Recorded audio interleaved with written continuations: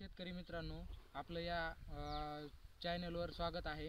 तर आपण जे टोकन यंत्राने जे गहू आणि हरभरा लावलेलं होतं, तर गव्हाचा तर तुम्ही व्हिडिओ बघितलाच की गहू कसा उगला, किंवा आपण प्लेट जी टोकन यंत्रातली बदलली होती तर त्यांनी किती गहू पडले।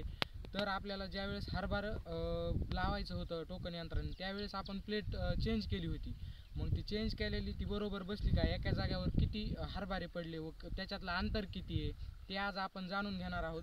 तर एका जागेवर एक बी असं पडलेलं आहे गव्हाचं 4 बोटाच्या अंतरावर, व जर छोटं बी जर असलं तर तिथं 2 पडलेले आहेत। पण शक्यतो जर म्हणजे मीडियम साईजचं जर हरभरा असलं तर ते एका जागेवर एकच पडलेलं आहे। हे आता तुम्ही पाहू शकता। इथं आपण इथं टोकन यंत्राने लावलेलं होतं, ते व्हिडिओ बघितला आहे आपण। टोकन यंत्रामध्ये प्लेट होती ती चेंज केलेली होती।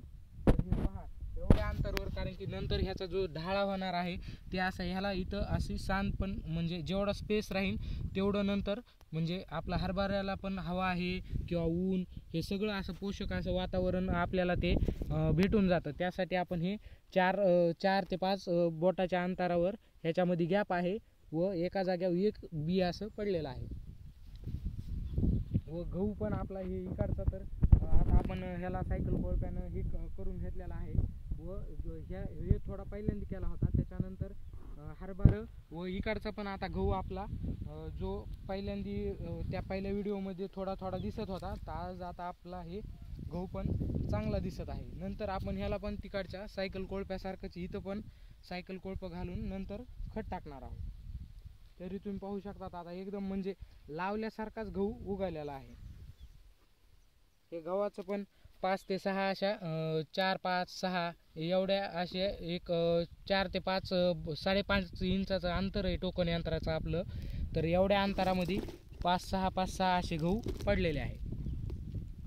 व हे पण आपण जे केलेलं आहे ते आपण पण जे टोकन यंत्राने जे लावलेलं आहे, भरपूर जण म्हणत आहेत की तुम्ही थोडं म्हणजे पातळ लागलं किंवा काय झालं, तर आपण हे पण जे केलेलं आहे तर याच वर्षी केलेलं आहे। तर उतार आपण बघू कसा लागतो तर, कारण की याच्या अगोदर पण आपण पेरून केलं होतं तर त्यावेळेस 1 किलोला एक कट्टा असं एवढा उतार लागत होता।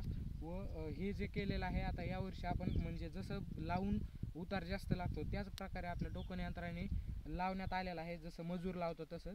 आता यावर्षी आपण हे पण नवीनच केलेलं आहे, त्याच्यामुळं आपण आता सांगू शकत नाहीत की याला उतार किती लागन किंवा काय होईल।